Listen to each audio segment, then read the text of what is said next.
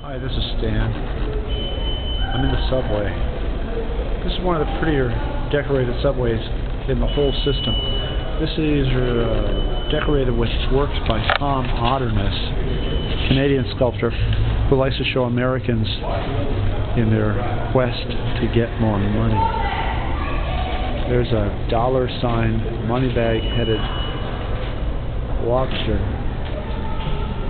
catching two parents, unknown whether their child will survive.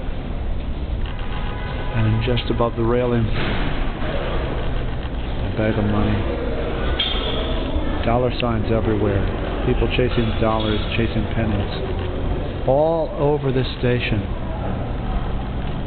there are little money-oriented sculptures and sculptor groups.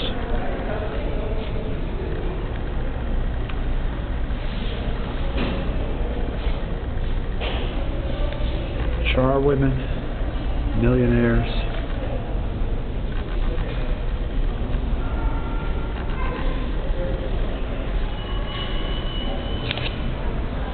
Anyway, this is where I spend about 20 minutes a day as I wait for the train home.